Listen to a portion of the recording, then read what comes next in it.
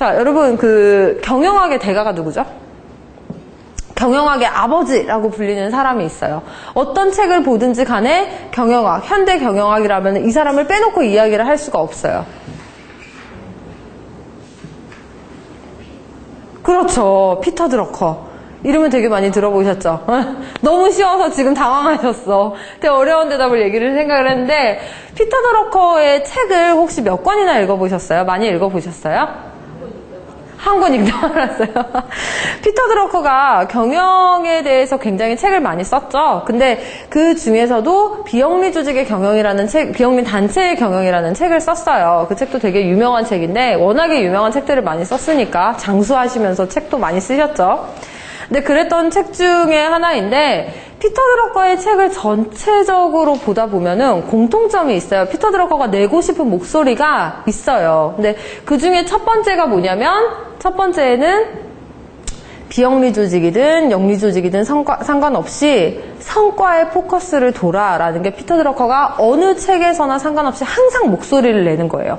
그러니까 피터 드러커는 경영, 자기 경영 노트도 쓰신 거 아시죠? 그러니까 개인의 경영과 조직의 경영, 회사 영리 조직의 경영, 비영리 조직의 경영 모든 것에 대해서 이야기를 하면서 항상 포커스를 두는 거는 성과를 내는 거에 포커스를 둬라라고 이야기를 했어요. 두 번째로는 성과를 내라라고만 얘기를 한 게 아니라 그렇다면 그 성과를 내기 위해서 뭐에다가 포커스를 둬야 될까? 어떻게 생각하세요? 내가 내 일상생활 속에서 혹은 내 지금 현재 속해 있는 사회에서, 기업에서, 조직에서 성과를 내기 위해서 여러분들이 뭐에다가 포커스를 두셔야 될 것 같아요? 매출? 그 매출은 하나의 성과에 보이는 지표죠? 네, 그러니까 그 매출을 위해서 뭐에다가 포커스를, 뭐에 집중을 하셔야 될까요? 목표? 경영이익? 여러 가지 다 나온다. 피터 드러커는 자신의 강점에 집중을 하라고 이야기를 했어요. 그래서 자기 경영 노트를 보면은 내가 못하는 것까지 굳이 다 이렇게 막 끄집어내가지고 단점을 장점으로 바꾸고 그러지 말고 그냥 잘하는 거에 포커스를 두고 못하는 거는, 그러니까 피터 드러커가 되게 잘한 게 경영이라는 게 영어로 뭐죠? 경영이라는 게? 우리 보통 경영학이라고 하면은 비즈니스라고 얘기를 하죠. 또 다른 말로 매니지먼트라고 얘기를 해요. 사람을 관리하는 거. 그게 결국에 피터 드러커가 굉장히 포커스를 둔 거거든요. 사람을 관리한다는 거 그 자체가 나한테 조금 부족한 거라 해도 그 사람의 강점을 끄집어내서 적재적소의 인재를 배치하는 거. 그거를 피터 드러커가 경영에서 되게 중요하게 생각을 했어요. 근데 제가 이 이야기를 왜 하냐면, 자, 피터 드러커가 성과를 이야기를 했어요. 자, 그렇다면 우리가 한번 생각을 해봤을 때 비영리 조직의 성과가 뭘까요? 비영리 조직에서 성과를 낸다라는 거는 무슨 뜻일 것 같아요? 사회봉사, 사회환원? 그건 비영리 조직의 존재 이유죠. 네, 결국에는 이제 사회봉사하고 환원하기 위해서 비영리 조직이 있는 건데, 비영리 조직에서 존재 이유가 아니라 진짜 성과를 낸다 하는 거는 그건 뭘까요?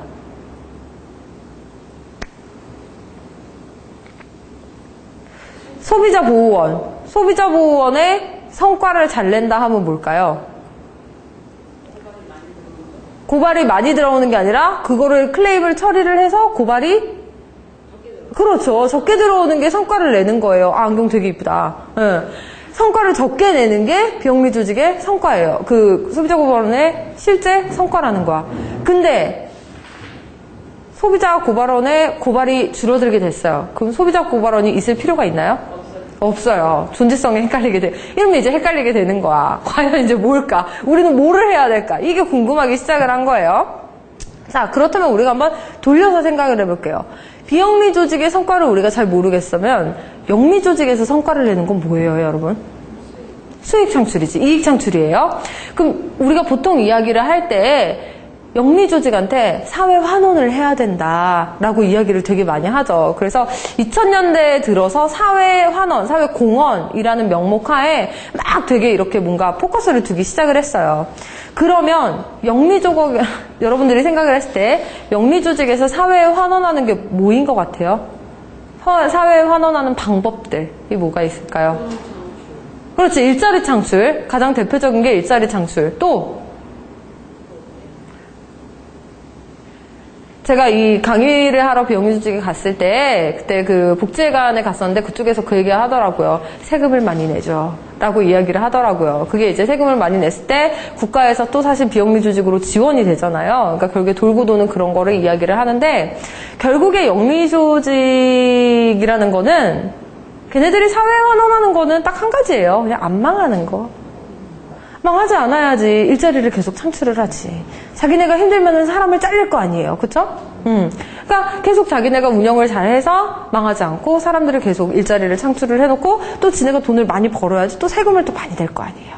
그러니까 그런 식으로 돌아가고 있는데, 자, 우리가 그거를 생각을 해봤을 때 항상 우리가 착각을 하는 게 있어요. 보통 비영리조직에서 기업들한테 뭐라고 이야기를 하죠? 도와달라고, 우리를 위해 기부를 해달라, 기부를 해달라고 이야기를 해요. 그리고 모금 활동을 이렇게 하고 있는데 너희들의 스폰서가 필요하다, 이렇게 기부를 해달라, 막 이렇게 이야기를 해요. 근데 저는 항상 이야기를 하는 건 그 접근 자체가 잘못되었다고 생각을 해요. 자, 여러분, 기업이, 영리조직, 기업이라는 게 사실 어디에 존재하죠? 기업은 사회 안에 존재를 해요. 그쵸? 사회 구성원들로 기업이 이루어져 가는데, 자, 기업에서 소비자들이 보통 사람들이에요. 근데 만약에 그 사람들이 사회가 굉장히 헐거워졌어요. 되게 배고파졌어. 그러면 그 사람들이 소비를 하나요? 안 하죠. 그럼 기업에서는 매출이 감소가 돼요. 그러니까 이게 절대 별개가 아니라 그 모든 사회의 기업들은 다 유기적으로 돌아가는 거거든요. 그러니까 그거를 우리가 기억을 하셔야 돼요. 그렇게 되면은 비영리조직 자체에서 영리조직한테 이야기를 할 때 뭐라고 이야기를 해야겠어요? 그거는 절대 기부가 아니고 환원이 아니고 공헌이 아니에요. 결국에는 누구를 위한 투자를 하라는 거죠? 그렇죠. 기업들 니들을 위한 투자를 하라는 거예요. 그래서 이렇게 사회가 잘 돌아갔을 때 결국에 윈윈하는 과정으로 벗어나는 거.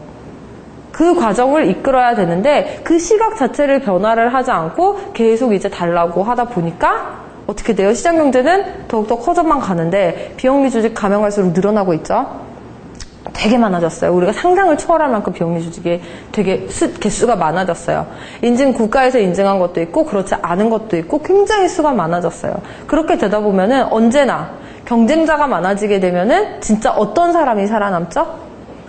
강자는 무슨 사람? 차별화된 사람. 차별화된 사람이 살아남게 되는 거예요. 그렇기 때문에 비영리조직에서도 반드시 이런 어떤 그 자신들의 홍보 전략 같은 거를 반드시 알아야 된다라는 거를 우리가 베이스로 깔고 가야 되는 거죠. 이해 가세요?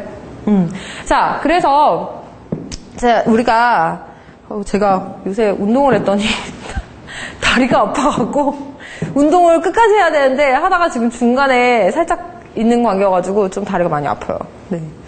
근데 우리가 이제 보면은 비영리조직에서 제일 못하는 게 사실 제일 모자라는 게 뭐냐면은 그거예요. 되게 영리조직한테 이렇게 도와달라라고 열심히 공헌을 했어요. 그러면서 이제 자기들이 이야기를 해요. 우리가 이미지 제고를 위해서 뭐 어떻게 당신들의 이미지, 기업 이미지 향상을 위해 이렇게 제공을 하겠다라고 얘기를 하는데 문제는 그에 대한 피드백이 없어요. 아까 제가 뭐라고 했죠? 피터 드러커는 뭐에 집중해야 된다 그랬죠? 성과에 집중을 해야 된다고 얘기를 하는데 얻을 거는 다 얻어가는데 피드백이 없는 거야. 그러니까 이제 기업에서는 어디로 눈을 돌리냐? 어려운 사람들을 도와주고 사람들에게 뭔가 이렇게 직접적인 물질을 제공하거나 그러는 게 아니라 뭐에 눈을 돌리기 시작을 했죠? 분명히 사회환원이긴 사회환원인데 티가 나는 사회환원이야. 뭐예요? 아니에요. 복지사업 이제 안 해요. 잘. 문화, 예술. 현대카드에서 뭐예요? 콘서트 개최하잖아요.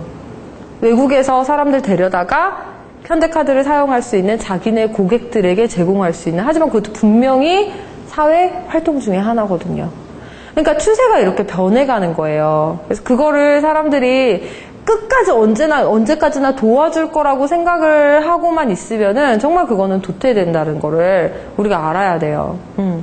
그래서 이런 시각들을 우리가 생각을 해봤을 때, 자, 우리가 이제 그런 것들을 다 배경으로 깔면서 먼저 알아보고 싶은 게 뭐냐면, 저는 비영리 조직이라는 단체에 대해서 사람들이 일반적으로 오해하고 있는 것들에 대해서 이야기를 한번 해보려고 해요. 자, 비영리 단체는 보통 사람들이 이야기하기를 영리를 추구하지 않는다라고 이야기를 해요. 사실 이름 안에 이미 들어있죠. 비영리 단체는 영리를 추구하지 않는다라고. 근데 여러분 그거 아시죠? 비영리 단체도 영리를 추구해요. 하지만 차이점이 뭐죠? 영리단체와? 이윤을 내서? 뭐를 하기 위해서? 뭔가 자기네들이 실질적으로 비영리적인 사업을 하기 위해서, 사회에 환원할 수 있는, 사회를 도와줄 수 있는 직접적인 일들을 하기 위해서 영리를 결국에는 추구해요. 근데 많은 실무자들이 여기에 있어서 굉장히 헷갈려 하는 거죠. 우리가 진짜 비영리 조직인데 이윤을, 영리를 추구하는 것이 맞는 걸까? 아니면 진짜 끝까지 우리가 같이 추구를 하는 게 맞는 걸까? 그걸 과정으로서 둘 것인지 목적으로서 둘 것인지 그 부분에 대해서 헷갈리기 때문에, 그래서 여러 가지 그 실무자들은 계속 줄타기하는 혼동 상황이 오게 되는 거죠. 자, 두 번째 하나 볼까요? 비영리 단체는 대부분 자원봉사자로 구성되어 있다라고 많이 생각들을 하시죠. 근데 여러분, 제가 어제도 그 자원봉사센터에, 고양시 자원봉사센터에 강의를 하러 갔다 왔어요. 근데 거기에서 만났던 분들은, 물론 제가 자원봉사를 하시는 강사분들을 만나기는 했는데, 거기에 가면은 직원들 되게 많으세요.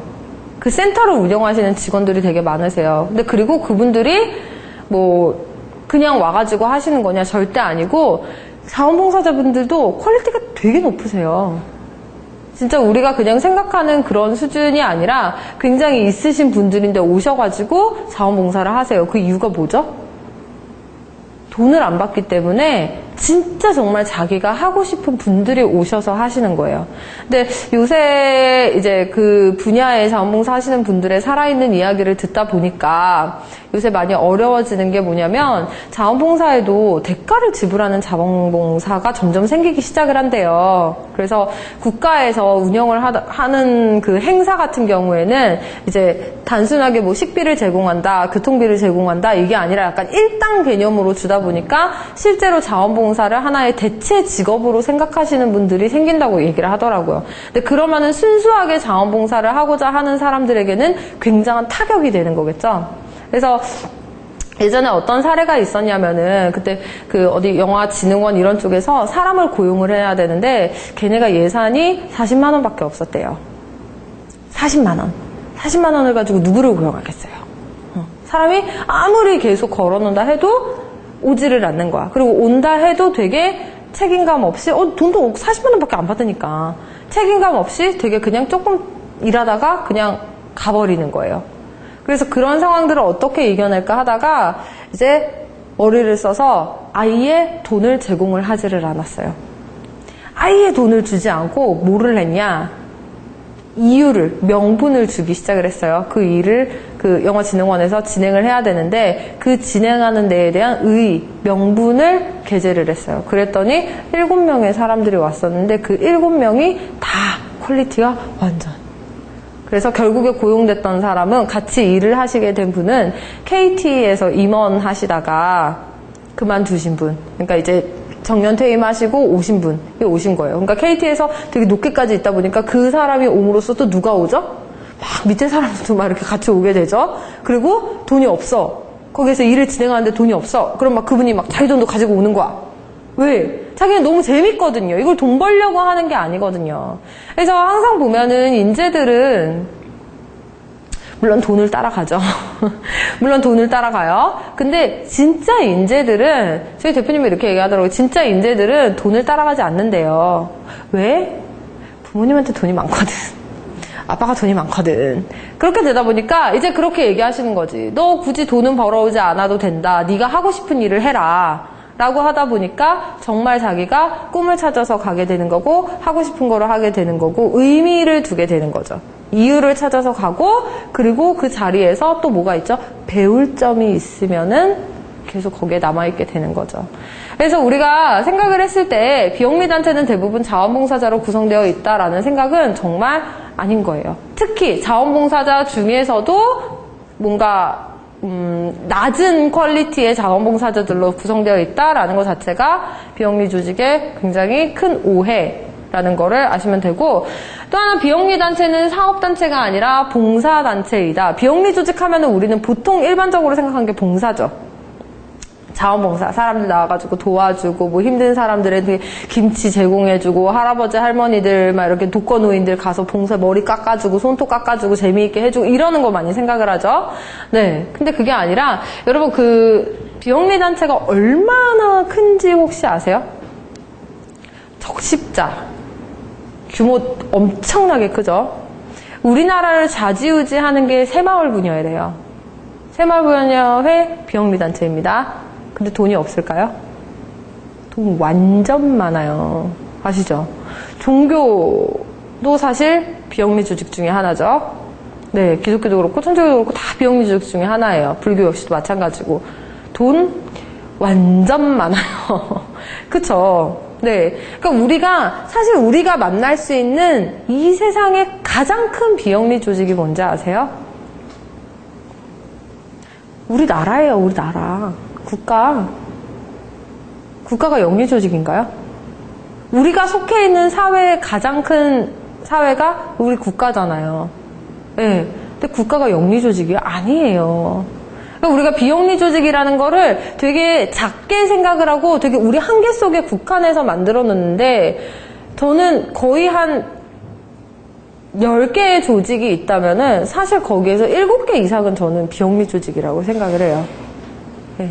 그러니까 우리가 생각을 하지도 못할 만큼 사실 비영리 조직의 잠재력이 굉장히 크다는 거예요. 그래서 사람들이 이제 조금씩 어떤 눈을 그쪽으로 많이 돌리고 일을 하고 있기는 하는데, 우리는 여전히 비영리 단체는 봉사단체이다라는 그 어떤 우리 편협한 시각에 갇혀있다 보니까 비영리 조직을 생각할 때 뭔가 내가 직접 몸으로 나서서 일을 해야 되고 그렇게만 생각을 하게 되는 거죠.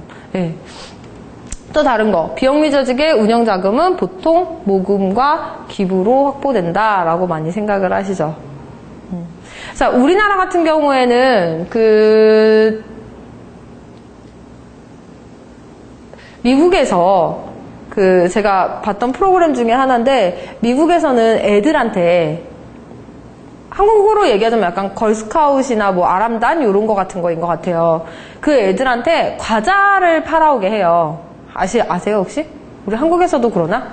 과자 같은 거를 팔아오게 해요. 그래서 그거를 막 애들이 막 많이 팔아오면 잘했다고 막 이렇게 이름 붙여주고 그러는 게 있어요. 근데 한국에서도 여전히 똑같이 그런 일이 일어나는데, 여러분 그거 아시죠? 과자 맛없으면 사람들이 안 사요. 네. 이제 예전 같았으면 어떨지 모르겠지만 시간이 지나면 지날수록 사람들은 비영리 조직에서 제공하는 물건일수록 물건 더 좋아요. 아시죠? 네. 그러니까 이제 우리들이 어떤 조합원, 단체, 그런 데에서 물건들을 의도적으로 찾는 사람들도 많이 나오기 시작하잖아요. 어떤 생활조합이라든지, 한살림인가? 이런 거 같이. 그런 식으로 사람들이 점점 달라져 가고 있어요. 많은 사람들이 모금이나 기부로만 확보된다고 생각을 하는데, 제가 아까 말씀드렸다시피 시간이 가면 갈수록 비영리 조직들은 엄청나게 늘어나고 있어요. 그럼 거기에서 살아남을 수 있는 방법은 뭐? 차별화. 즉, 모금과 기부로만 확보되는 것이 아니라 반드시 적정한 마케팅, 홍보가 반드시 필요하다는 거를 아셔야 돼요. 네. 이런 거를 이야기하기 위해서, 앞으로의 이야기를 하기 위해서 이렇게 우리가 비영리 조직에 대한 어떤 우리들의 생각을 한번 정리를 해봤어요. 제가 같이 이야기를 하고 싶은 거는, 많은 사람들이 비영리 조직의 목적이 무엇인가에 대해서 아까 말씀드렸듯이 가치 추구인가 혹은 이익 창출인가 에 대해서 되게 많이 고민을 하고 있다고 말씀을 드렸죠. 여러분들이 생각을 했을 때에는 비영리 조직, 사실 지금 두 분 다 비영리 조직에 속해 있는 분들이 아니시기 때문에, 여러분들이 아니기 때문에 이거를 또 어떻게 받아들일지는 모르겠는데, 여러분들이 생각을 했을 때 비영리 조직의 목적은 뭐인 것 같으세요? 네, 둘 중에서 하나라면? 가치 추구? 우리 과장님은? 네, 사실 가치 추구예요. 맞아요. 가치 추구예요. 근데 아까 제가 말씀드렸다시피 이 가치 추구를 위해 반드시 돼야 되는 게 있어야 돼요. 한번 볼게요. 그래서 실제 실무자들은 정말 실제로 일을 진행하기 위해서는 반드시 예산이 확보가 돼야 되는데 그 예산을 확보하는 것 자체가 되게 쉽지가 않은 거예요. 어떻게 우리가 예산을 확보할 것인가에 대해서 항상 고민하는 그 부분들. 그래서 이거라고 생각을 하시면 돼요. 자, 여러분 여기에 자전거가 가고 있어요. 열심히 자전거가 움직이고 있어요.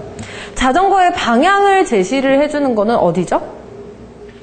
앞바퀴랑 뒷바퀴가 있을 때 자전거의 방향을 제시를 해주는 거는 앞바퀴예요. 앞바퀴가 결국에는 목적, 즉 가치 추구라고 이야기를 한다면 자전거의 앞바퀴만으로 갈 수 있나요?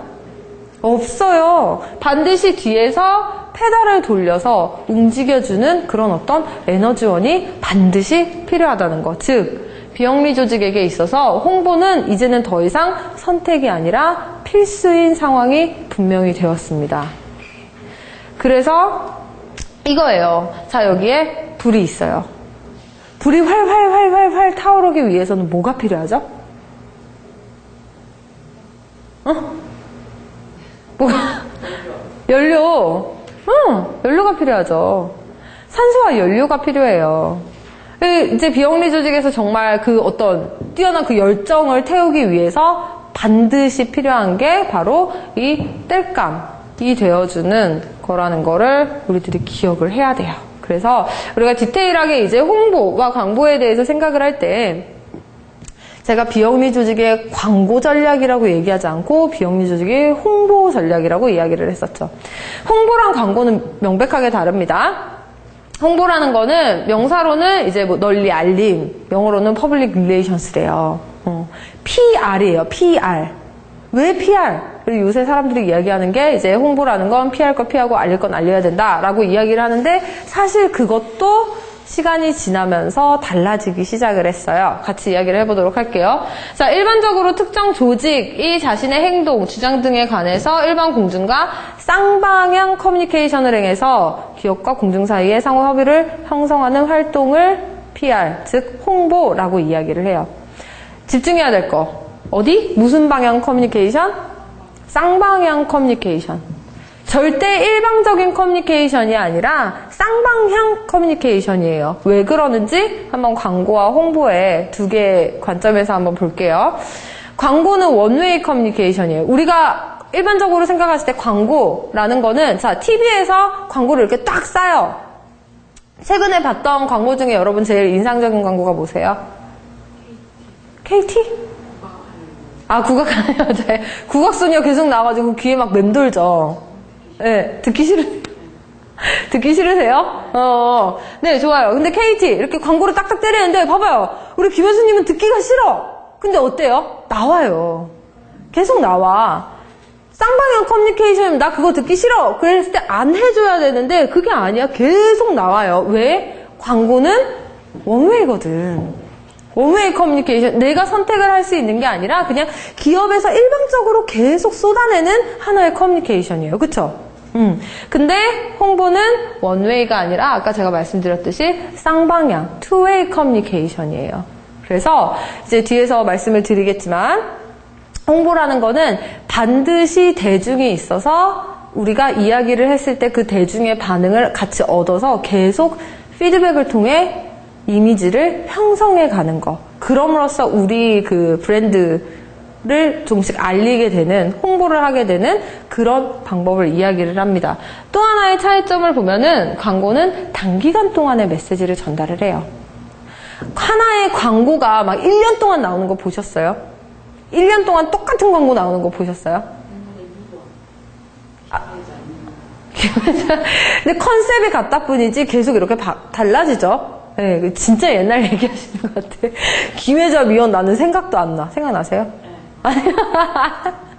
네, 그래서 보통 광고는 단기간 동안 이렇게 빡세게 여러 번을 때려서 사람들에게 각인시키는 역할을 많이 해요. 그래서 그러기 위해서 사람들의 목소리를 잡으려고 어떤 특정한 음성을 이용을 한다든지 음률을 이용을 한다든지 CM송을 이용한다든지 이런 식으로 사람들의 머리에 박히게 이용을 하죠. 단기간 동안에 어떻게든 메시지를 전달을 해야 되는 게 광고라면은 홍보는 장기간 동안 메시지를 전달을 해요.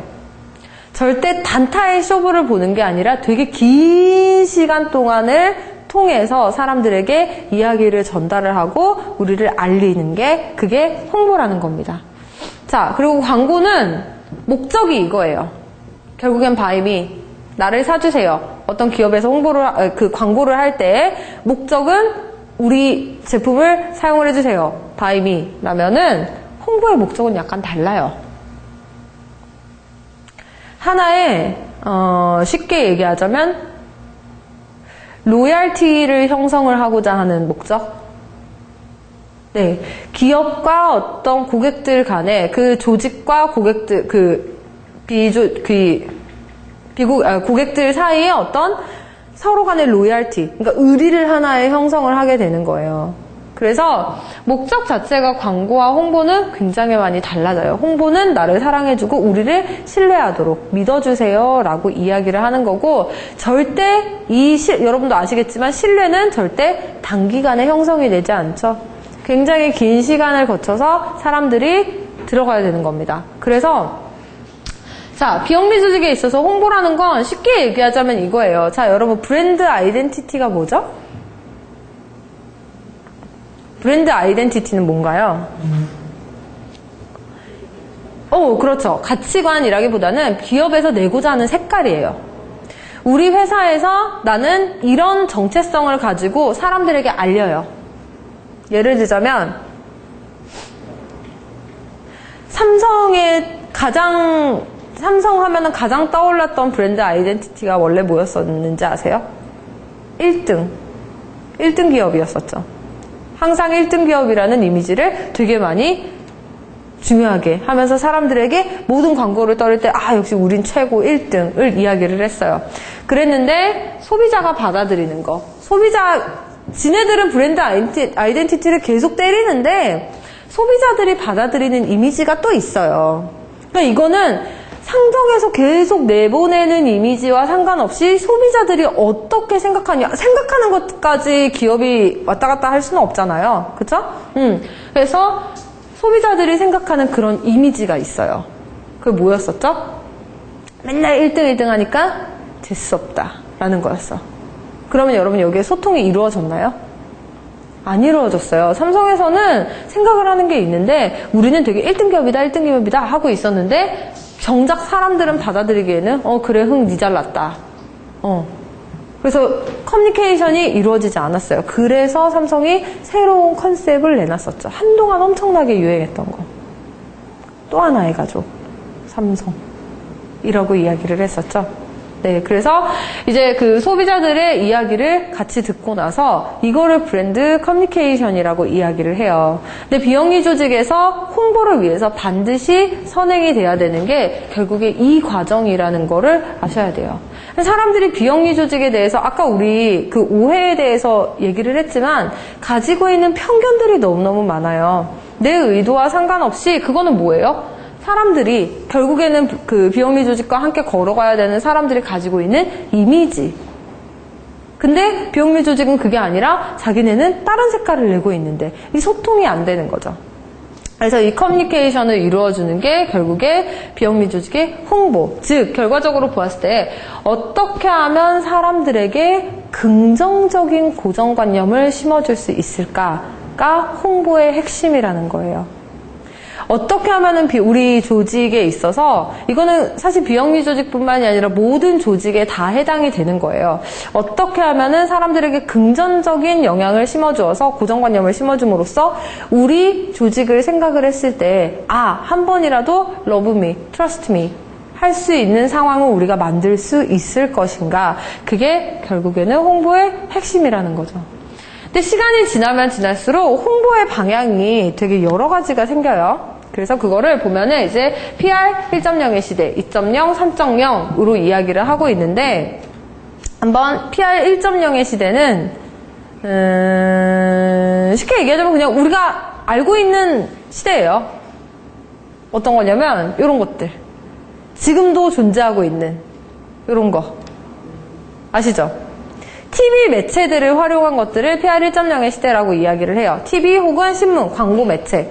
그래서 신문에서 광고 딱 때린다든지 우리 TV에 나왔다고 맛집 이렇게 하면은 막 찾아가죠. 근데 여러분 맛집을 찾아갔어요. 요새 맛집에 찾아가면 맛이 있나요? 여기저기에서 다 TV에 다 나왔대. 도대체 맛집 TV들은 왜 이렇게 많은지 모르겠는데 다 나왔대. 그렇게 되다 보니까 사람들이 신뢰도가 점점점 떨어지기 시작을 했어요. 그래서 이거를 뛰어넘어서 이제 시간이 지나서 PR 2.0 시대가 됐어요. PR 2.0 시대는 뭐일 것 같으세요? 요거예요. 웹. 처음에는 우리 컴퓨터가 없었죠. 그래서 사람들이 기대했었던 게 뭐냐면 항상 신문, TV, 그리고 혹은 라디오 이런 거를 통해서 우리가 일반적으로 소통할 수 있는 그 대중매체를 통해서 같이 PR, 홍보를 했었는데 그 다음부터 홍보의 도구가 달라졌어요. 뭐냐면 이게 웹이에요. 그래서 사람들이 웹을 만들어서 이제 자기네 홍보를 하기 시작을 했죠. 웹사이트를 만들어서 사람들이 직접 우리 정보를 찾아볼 수 있게끔 하고 그래서 웹이 굉장히 투자를 많이 했어요. 사실 이거는 지금도 되게 많이 하고 있죠. 신문이나 웹 같은 경우에는 지금도 여전히 많이 진행이 되고 있어요. 그리고 또 하나 있는 게 이제 여기에서 약간 저는 2.0보다 3.0 그 사이라고 생각을 하는데 블로그에서 사람들이 지금 막 이제 찾아보죠. 맛집 이렇게 하면은 우리가 보통 막 어디냐 신문을 보거나 그 홈페이지에 가서 들어가는 게 아니라 뭐를 찾아봐요? 리뷰를 찾아봐요. 근데 그게 3.0으로 오면서 훨씬 더 손에 쥐기 쉬워졌어요. 뭐 때문에? 요것 때문에. 이게 PR 3.0의 시대예요. 그래서 반드시 사람들이 이제 비영리 조직의 홍보에 대해서 생각을 할 때 이런 것들을 고려하지 않으면은 트렌드를 읽지 않으면은 더 이상 진행이 안 돼요. 네. 그래서 예전에 저희가 뷰티 트렌드 이제 다음 플래너스 클럽이 강신정 강사님께서 이제 뷰티 트렌드에 대해서 같이 이야기를 하실 텐데 저희가 한번 세미나를 가진 적이 있었어요. 실제 뷰티에 관련된 업계의 사람들을 모아가지고 같이 이야기를 하는데 저희 네이버 같은 데 보면은 광고 뜨는 거 있죠. 중간중간에 막 광고 뜨잖아요. 네이버 배너 딱 처음 뜨면은 광고 뜨는 거 아시죠? 피자 뭐 몇 % 할인 막 이렇게 해가지고 그 광고를 전문적으로 맡는 회사에 다니시는 팀장님이 오셨어요. 그래서 그분이 이제 앞으로의 트렌드에 대해서 홍보의 트렌드에 대해서 이야기를 하는데 그 얘기를 하시더라고요.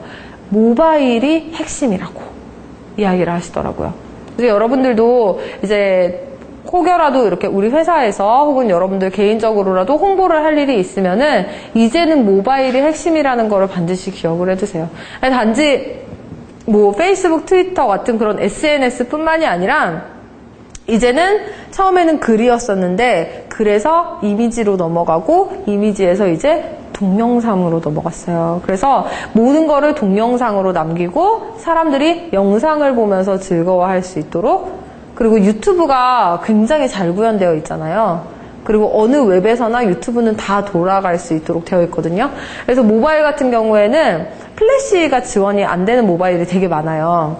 그래서 예전에는 웹 만들 때 플래시를 되게 많이 넣었던 것도 이제는 플래시를 아예 빼버리는 추세래요. 사람들이 핸드폰으로 딱 열었을 때 컴퓨터에 나오는 웹페이지가 보이는 게 아니라 모바일 웹을 따로 만들어서 혹은 모바일 웹을 못하더라도 사람들이 편안하게 볼 수 있도록 플래시 자체를 아예 없애는 추세로 걸어가고 있다고 이야기를 하더라고요. 그리고 예전 같았으면은 모바일 결제가 그렇게 높지 않았대요. 왜 혹시 티몬이라든지 뭐 위메프라든지 그런 거 이용하세요? 많이 이용하세요? 그런 거 잘 안 하세요? 모바일로 혹시 결제해 보신 적 있으세요? 응. 있으세요? 전 되게 잘하거든요. 모바일 결제 되게 좋아해요. 예. 근데 그 모바일 결제 같은 경우에도 처음에는 사람들이 어떤 불안감이 되게 많았었던 거야. 내가 카드로 직접 긋는 것도 아닌데 혹시라도 내가 핸드폰을 잊어버리거나 뭐 어떻게 하면은 뭐 내 정보가 도용이 되지는 않을까 막 이렇게 되게 걱정이 많았었는데 그게 시간이 지나고 다니다 보니까 사람들이 조금씩 하면서 아 이게 안전하다라는 거를 알게 되면서 이제는 거의 결제들도 모바일로 실질적으로 굉장히 모바일 결제율이 엄청 높아졌대요. 그러니까 이제는 정말 핸드폰 하나만 있으면 모든 거를 다 해결할 수 있는 시대가 온 거예요. 네. 어떻게 보면 되게 안타깝기도 하죠.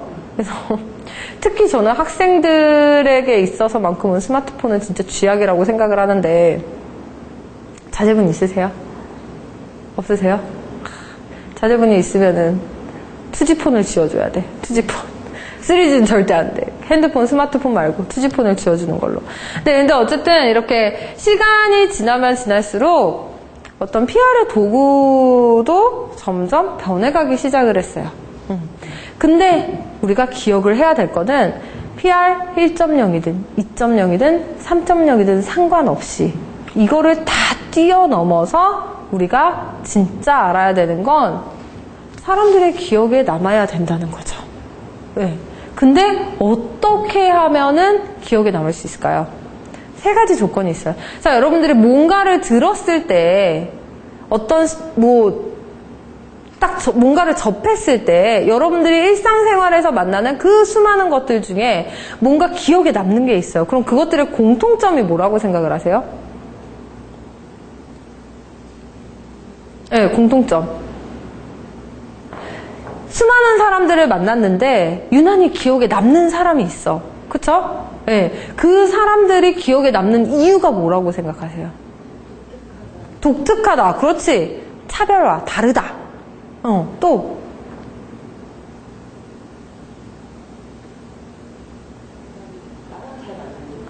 공통점이 많다. 그렇죠. 맞아요. 네. 통하는 사람이니까 사실 계속 만나는 거죠. 기억에 남는 거.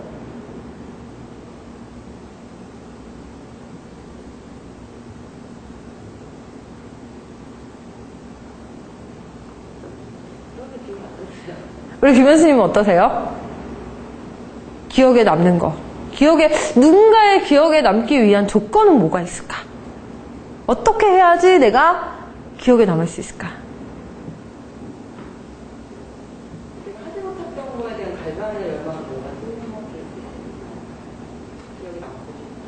기억에 남고 싶다면 내가 하지 못한 것에 대한 네, 그게 차별화일 수도 있긴 하겠지만 이게 어쨌든 차별화라는 게 이제 나라는 그렇죠. 맞아요. 독특한 무언가에서 뭐 뒤통수를 치지만 근데 내가 하지 못해 누구나 다 하지 못했던 걸 하고 싶어 하게끔 어떤 동기유발의 뭔가를 줘서 그러니까 뭔가 다르다라고 느끼게끔 하는 그런 거. 맞아요. 우리가 사람들의 기억에 남는 건 세 가지 조건이에요. 첫 번째는 쉬운 거. 사람들은 어려운 거는 별로 그렇게 기억하고 싶지 않아 해요. 그리고 기억에 남지도 않아요. 하고 싶어도 못해. 왜? 어려우니까. 그러니까 어렵다고 이야기를 하지.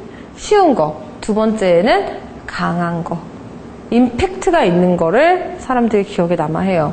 그리고 세 번째가 뭐냐면 말씀하신 거예요. 차별화, 다른 거. 네. 쉽고 강하고 다른 거. 이 세 가지를 가질 수 있는 요인이 하나가 있습니다. 그게 바로 스토리예요. 그렇기 때문에 사람들이 홍보에 스토리텔링을 이용을 하는 거예요. 네. 어떤 식으로 스토리텔링을 이용을 하는지 같이 한번 보도록 하겠습니다. 자, 여러분 스토리에 있어서 이야기를 전달하는 데 있어서 제1요소가 뭐라고 생각하세요? 스토리를 이야기가 있다. 그럼 이야기 있을 때 절대 빠져서는 안 되는 거. 주인공. 스토리에 사람 없이 스토리가 이루어지는 거 보셨어요? 없어요. 스토리에는 항상 주체가 있어요. 그쵸? 누구든지 간에 스토리에는 항상 주체가 있어요. 그래서 그 주체를 중심으로 일이 어떻게 사건이 이렇게 되고 저렇게 되고 항상 주체가 있어요. 근데 많은 사람들이 스토리를 할 때 주체 없이 우리가 뭔가 홍보를 진행을 할 때에도 홍보를 진행을 하려고 하는데 스토리 안에 주체가 전혀 없어요. 그래서 저는 항상 말씀을 드리는 게 이거예요. 모든 비영리 조직은 무생물이 아니라 생물이다 라고 우리가 생각을 해야 돼요. 즉 무슨 말이냐, 우리 회사가 지금 열심히 돌아가고 있는데 사람들에게 쉽고 강하게 다르게 접근하는 방법은 딱 하나입니다. 우리가 지금 현재도 살아 숨쉬어 움직이고 있다라는 거를 어떤 생동감 있는 역동적인 거를 계속 보여주는 게 그게 진짜 살아있는 홍보거든요. 그런 예시들을 제가 이제 한번 보여드리려고 해요. 첫 번째는 이제 고양시청 고양이에요. 여러분 혹시 고양시청 고양이 아세요? 페이스북 하세요. 페이스북. 우리 정말 페이스북 하세요. 페이스북에 저도 이제 페이스북을 뭐 그냥 가끔씩 하는 편인데 뭐 늘 들고 있거나 그러지는 않는데 되게 특이한 케이스였어요. 뭐냐면 사실 우리가 뭐 제가 서울 시민이기 때문에 서울시청 홈페이지에 가끔 홈페이지도 사실 안 들어가 보지. 그냥 있으면은 서울시 있으면 좋아요 한번 누르는 정도? 그 정도인데 저는 고양시랑 전혀 상관이 없거든요. 진짜 전혀 상관이 없어요. 나는 고양이는 일산밖에 없는 줄 알았어요. 근데 고양시청 홈페이지를 내가 좋아요를 누르고 어느 순간인가 고양시에서 무슨 일이 일어나는지 그 사람들이 업데이트를 하면은 나는 그냥 그거를 다 보고 있어요. 그래서 알게 된 게, 고양시에서 무슨 행사를 했구나. 혹은 4월에 곧 있으면은 꽃 박람회가 열린다고 하는구나. 그러면 나도 한번 일산 그 호수공원에 한번 가봐야지. 라고 어느 순간에 나도 고양시의 일들, 행사들에 대해서 왠지 나도 기대하고 보게 되는 그런 효과를 고양시가 끄집어냈어요. 저는 고양시랑 전혀 상관없는 사람이었는데도 불구하고, 즉 무슨 말이에요? 걔네들은 홍보에 성공을 했다는 거죠. 나랑 전혀 상관없는 사람인데, 나랑 전혀 상관이 없는 시인데 나를 끄집어냈다는 거. 도대체 그 무슨 비밀이 있었냐면 이거였어요. 고양이. 요거예요, 요양. 고양시에서 자기네 캐릭터를 만들었어요. 근데 처음에 이거를 우리 캐릭터 만들었다, 짜잔! 이렇게 한 게 아니라, 어떻게 했냐면, 이제 제가 하나를 보여드리려고 하는데, 자, 고양시청 고양이. 얘네가 뭐냐면, 실제로 고양시청 SNS 페이스북 팬이 전국 지자체 최초 5만을 돌파를 했다. 아마 지금은 더 많을 거예요. 지금은 사람 숫자가 더 많을 건데 이거는 고양시에 있는 사람들이 아닌데도 불구하고 고양시를 좋아요 눌러준 사람들이 5만이 넘는다는 소리거든요. 도대체 걔네가 어떻게 성공을 할 수 있었냐면 얘네들은 말투가 있어요. 지네 말투가. 뭐 했고양, 뭐 했고양 이렇게 진짜 얘기를 그렇게 해요. 글을 쓰거나 그럴 때. 처음 홍보를 시작한 거를 어떻게 했냐면 이렇게 시작을 했어요. 자기네 고양시라는 이름에서 따온 캐릭터를 만들고 나서 그 페이스북 좋아요를 몇 번 눌러주면은 고양시장이 고양이 그 모습을 하고 사진을 인증샷을 올리겠다라고 이야기를 했어요. 그러니까 사람들이 얼마나 그게 궁금해. 고양시장이, 아니, 명색이 시장이 그거를 한다는데, 그래서 사람들이 막 기대 반, 농담하면서 막 이렇게 좋아요를 눌렀어요. 그랬더니 진짜 고양시장이 이렇게 고양 해가지고 사진을 찍어서 올린 거예요. 그때부터 사람들이 이제 그게 뉴스화가 됐어요. 고양시가 실제 사람들과 되게 소통을 많이 하는구나 라고 생각을 하면서 뭔가 자기네들끼리 어느 립덥 같은 거 영상 만들어서 올리기도 하고 자기네 홍보 영상 만들어서 올리기도 하고 이렇게 일을 시작을 한 거예요. 그래서 여기에 보면은 이거예요. 시장이 진짜 이렇게 사진을 찍어서 올렸어요. 고양시 몇 번 올리면은 하겠다 하고 고양이 흉내를 내서 올리고 그 다음부터 이 캐릭터를 너무너무 잘 활용을 해요. 자기네가 무엇을 있든지 간에 이 고양시 캐릭터를 이용을 해서 자기네 행사를 하는데 이 고양시를 대표하는 캐릭터가 항상 가서 우리 지금 그러니까 얘 자체가 고양시의 정체성인 거예요. 네. 그러니까 제가 아까 말씀드렸듯이 조직이 무생물이 아니라 생물이다 라고 이야기를 말씀을 드렸죠. 그래서 얘가 어디를 가든지 항상 우리가 같이 움직인다라는 거를 계속 보여주면서 사람들과 소통을 하게 되는 거죠. 그게 결국에는 장기적으로 보았을 때 가장 효과적인 소통 그리고 홍보의 방법이거든요. 자, 이런 식으로 제가 말씀드렸죠. 말투가 진짜 저렇다고. 물론 사람이 올리는 거죠. 고양이가 올리는 게 아니라 페이스북에서 이거를 전담을 하는 그 사람이 있어요. 그래서 그 담당자가 항상 글을 올리는데 물어볼 때마다 무엇 한 고양 이렇게 물어보니까 이제는 사람들도 고양시에 질문을 하게 될 때 진짜 저 말투로 질문을 하게 돼요. 그래서 그때 그 박람회가 있는데 그거에 대한 질문을 사람들이 올리는데 실제 물어볼 때 또 그때 날씨는 어떻게 되는 고양? 막 이런 식으로 막 이렇게 올리더라고요. 그러니까 같이 실제로 사람들이 정말 살아 숨쉬는 어떻게 사람이 고양시랑 대화를 할 수 있어요? 고양시는 고양시지. 고양시청이잖아요. 근데 고양시청을 하나의 자기의 캐릭터를 형성을 함으로써 같이 대화를 나누는 그러한 효과를 봤다는 거예요. 그래서 이런 것도 만들었어요. 한번 볼게요. 고양시가 얼마나 잘하냐면 이 고양이 캐릭터를 이용을 해서 고양시를 홍보를 하는 거예요. 그 홍보 영상을 만들었거든요. 한번 같이 보도록 하겠습니다.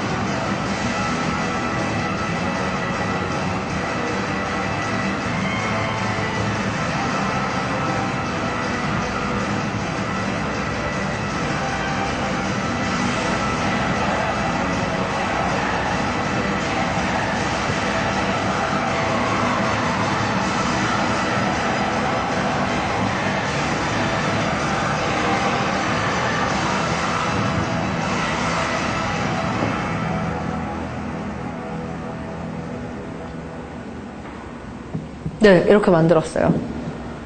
저는 이거를 보고 나서 저였어요. 고향을 일산 신도시로만 알고 있는 너희들, 나를 위해 만든 영상이구나 라는 거를 생각을 했는데, 고양시가 이런 식으로 하나의 캐릭터, 자기네 이미지를 만들어서 그거를 끊임없이 적극적으로 활용을 하는 거예요. 근데 그런 사례가 고양시에서만 있었냐? 아니에요. 사실 훨씬 전에 나온 거예요. 얘네들. 아시죠?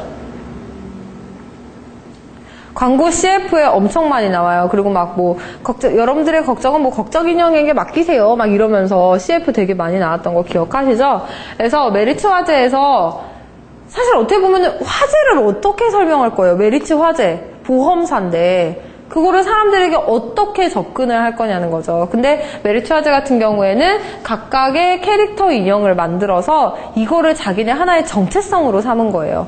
자기네가 무슨 행사를 하고 어떤 그 홍보를 진행을 하고 이벤트를 진행을 하든지 간에 얘네들을 메인으로 삼아서 결국에 얘들이 고객들과 소통을 할 수 있게 하나의 수단으로 사용을 한 거죠. 그래서 얘네들을 보면은 이런 거 메리츠 걱정 인형을 뽑아라. 그래서 얘네들을 선물을 하기도 하고 뮤지컬을 만들었어요. 얘네가 메리츠 화재에서 그 인형을 바탕으로 자기네들이 뮤지컬을 만들었어요.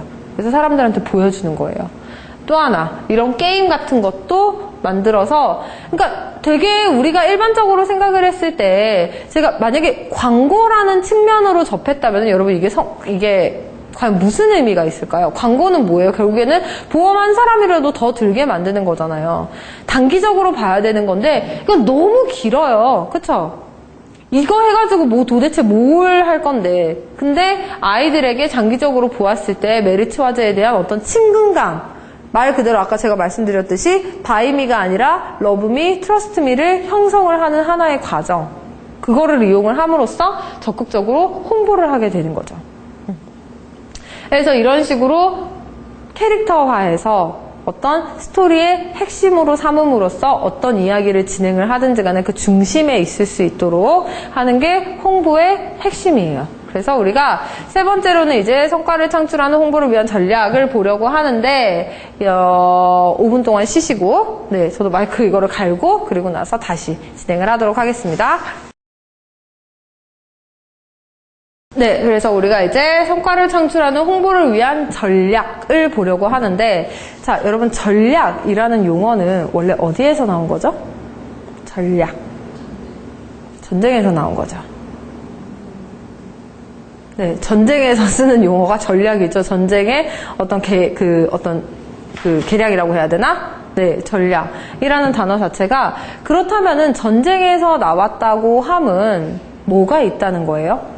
내가 반드시 이겨야 할 적이 있다는 소리죠. 적이 있다는 거는 돌려 이야기하자면 하나의 목표가 있다는 소리죠. 그래서 그 성과를 창출하는 홍보를 위한 하나의 목표, 성과를 창출하는 홍보가 목표가 되는 거죠. 그거를 위해서 우리가 전략적으로 접근할 때 어떻게 되는지 한번 보도록 하겠습니다. 먼저 첫 번째, 홍보는 홍보팀에서만 담당하는 것이 아니라 전 직원의 홍보팀화, 즉 홍보는 관심을 먹고 잘한다 라고 이야기를 했어요. 많은 조직들에서 착각을 하고 있는 게 홍보는 홍보팀에서만 하면 된다라고 이야기를 하는데 실제로 내부에서 사실 홍보가 제일 잘 돼야지 그게 외부로도 세워져 나가요.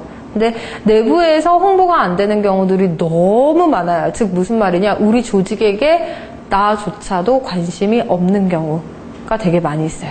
이거는 비영리, 영리를 다 떠나서 지금 일상생활 속에서도 우리가 되게 많이 벌어지는 일들 중에 하나예요.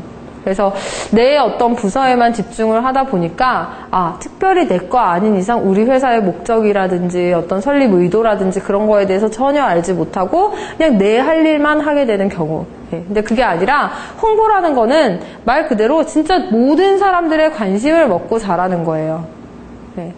나 한 사람 홍보팀에서만 담당을 하는 게 아니라 전체가 다 같이 움직여야 되는 거. 그리고 두 번째는 아까 제가 많은 사람들이 그렇게 얘기한다고 얘기했죠. 홍보는 Public Relationship, PR이라고 얘기를 하는데 그거를 사람들이 피할 것을 피하고 알릴 것을 알린다라고 이야기를 한다 그랬는데 시간이 바뀌면서 절대 그게 아니게 됐어요. 무슨 말이냐? 사람들은 이제 모든 이야기를 다 듣기를 바래요. 그래서 사람들이 어떤 성공 스토리만 듣는 데에는 정말 많이 지쳤어요. 너무너무 지겨워졌어. 그렇게 되다 보니까 뭐에 열광하냐면 사람들이 열광하는 거는 성공 스토리가 아니라 극복 스토리죠. 즉 처음부터 좋은 환경에서 좋게 태어나서 늘 위에 있었던 사람들의 이야기를 듣는 게 아니라 나와 같았던 밑에 있었던 사람이 어떠한 계기 혹은 자극을 받고 도전을 받아서 그거를 극복해낸 사례, 그래서 위로 올라간 그 극복 스토리에 열광을 하는 거지 절대 성공 스토리에만 열광을 하는 게 아니에요. 근데 많은 조직들이 착각을 하는 게 늘 좋은 것만 보여주려고 생각을 해요. 늘 잘 나가는 거, 우리는 이렇게 잘했다, 뭐를 했고 성과만 보여주려고 하는데 그게 절대 아니라 사람들이 좋아하는 거는 그 전체의 과정. 이제는 사람들이 보고 자기 스스로 판별을 하기를 바라는 거거든요. 내가 골라야 될 게 무엇이고 고르지 않아야 될 게 무엇인지, 그래서 결과적으로 내가 관심을 가져야 되는 거는 무엇인지 관심을 갖게 된다. 세 번째는 이제 이건 정말 PR 1.0 시대의 생각들이죠. 대형 신문에 기사만 뜨면 끝인 게 아니라 아까 말씀드렸듯이 홍보의 트렌드 1.0, 2.0, 3.0 그 시대를 여러분들이 기억을 하시고 시대에 맞춘 홍보 도구를 활용하는 게 반드시 필요합니다. 그래서 여러분들이 안 하신다고 해서 트위터, 페이스북 그런 거를 전혀 안 하신다고 하기 때문에 근데 사실 안 하는 사람보다 이제는 활용하는 사람들이 훨씬 더 많아졌죠. 그리고 저도 사실 가끔씩 되게 놀라는 게 제가 페이스북을 하고 있는데 막 이렇게 친구 신청을 할 수가 있어요. 친구 신청을 하는 사람들을 보면은 이제는 제 연령대의 사람들뿐만이 아니라 진짜 거의 저희 아버지 연령대의 분들도 저한테 막 친구 신청을 하세요. 예전에 저 어렸을 때 제 자라온 환경을 알고 계시는 분들이 페이스북을 하시는 거예요. 그래서 막 사진 같은 거 올리시고 저한테 친구 신청하시고 난감하죠. 어떻게 해야지? 받아들여야지 말아야 되나?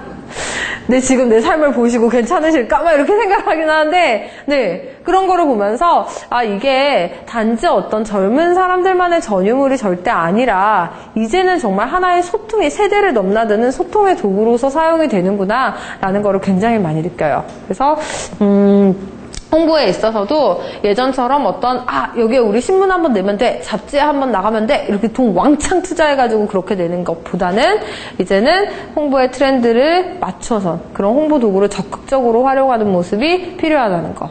그리고 네 번째는 이제 홍보는 저절로 된다라고 생각을 하는데 절대 아닙니다. 즉 무슨 말이냐? 인풋이 있어요, 아웃풋이 있어요. 홍보는 우리가 그냥 가만히 있어서 우리가 그냥 회사가 잘 나가기만 하면은, 우리 조직이 잘만 활동을 하면은 이제 사람들이 저절로 알아주는 시대는 지났어요. 어떻게 해야 되냐? 적극적으로 우리가 움직여야 된다는 거예요. 여기에서 제가 말하는 인풋이라는 거는 이건 모든 거예요. 어떤 에너지가 될 수도 있고 금전적인 재정적인 측면이 될 수도 있고 여러 가지가 있어요. 근데 이 인풋이 반드시 따라줘야지 아웃풋이 있습니다. 하지만 반드시 말씀드렸던 게 홍보랑 광고는 달라요. 광고는 단기적인 관점으로 보았다면 홍보는 장기적인 관점으로 보면서 우리가 진짜 멀게 생각을 하고 어떻게 하면 사람들에게 긍정적인 고정관념을 심어줄 것인가에 대해서 고민을 해야 된다라는 거를 기억을 하시면 됩니다. 자, 홍보를 위해서 기본 전략 5개 팁을 알려드린다면 첫 번째는 목적성에 집중하라 라는 거예요. 사람들이 되게 많이 알게 되는 게 그거죠. 우리가 뭔가를 알려야 된다 라고 생각을 하면은 사람들이 항상 헷갈리는 게 중구난방으로 이렇게 모든 거를 다 알려주려고 하는데, 실제적으로 우리 조직이 왜 존재하는지 그 목적성에 가장 많은 포인트가 맞춰져 있어야 돼요. 고양시가 고양이를 이용을 해서 열심히 홍보를 했어요. 근데 그게 결국의 목적이 뭐냐면, 결국에는 사람들과의 어떤 활발한 의사소통을 통해 민원을 제대로 활성화하기 위한 거였었거든요. 민원 제고예요. 즉 목적성, 시민들의 편의를 위해서 존재한다는 그 목적성을 절대 잊으면 안 돼요. 그거를 뛰어넘어서 내가 우리를 그냥 잘 알리는, 그냥 그걸로만 끝나게 되면은 그거는 홍보는 전혀 의미가 없는 홍보가 되는 거겠죠. 아무리 우리가 홍보든 광고든 마찬가지인데 정말 화려하게 홍보를 했는데 초콜릿 광고를 너무 맛있게 했어. 그랬는데 초콜릿 먹어봤는데 더럽게 맛없어. 먹고 싶어요? 안 먹고 싶어요. 그거예요. 그 회사 제품은 더 이상 손을 대지 않게 되죠.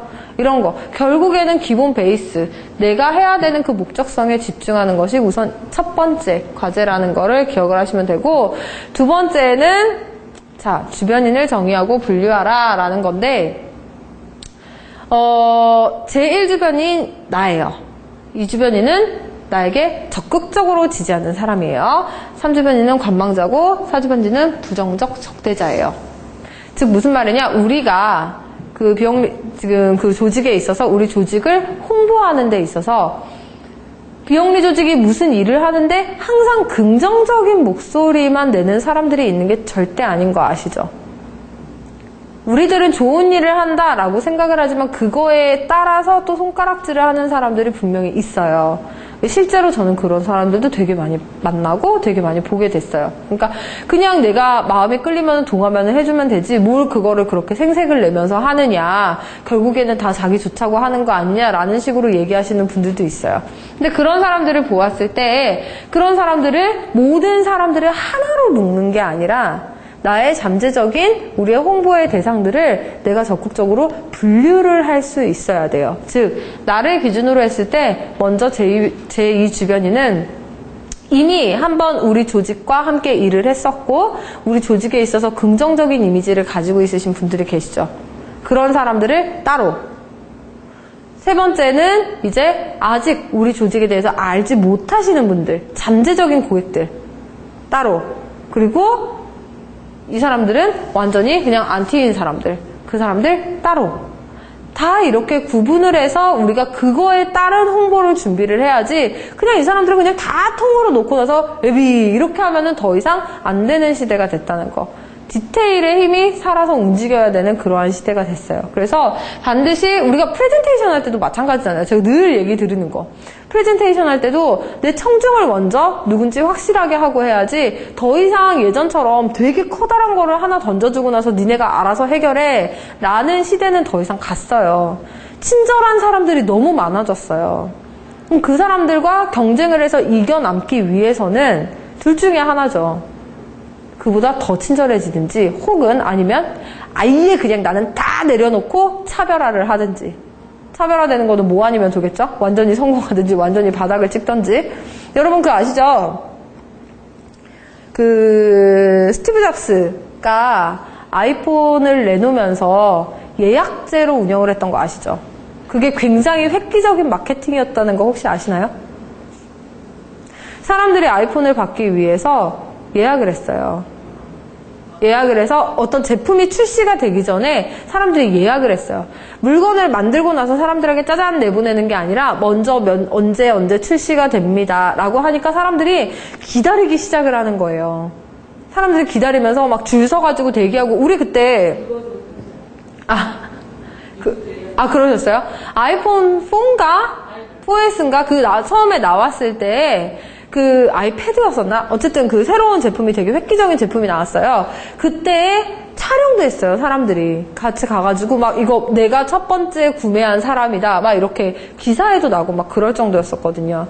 그러니까 그게 기업에서의 추세 자체가 이제는 항상 사람들이 어떤 고객들한테 제공만 해주는 굉장히 친절한 기업이었었다면, 스티브 잡스의 애플에서는 했던 기업이 굉장히 불친절한 기업의 컨셉으로 들어갔어요. 불친절하지만 그 말인즉슨 그만큼 자기네 퀄리티 혹은 자기네 목적성에 있어서 자신이 있었다는 말이겠죠. 그렇게 접근을 했어요.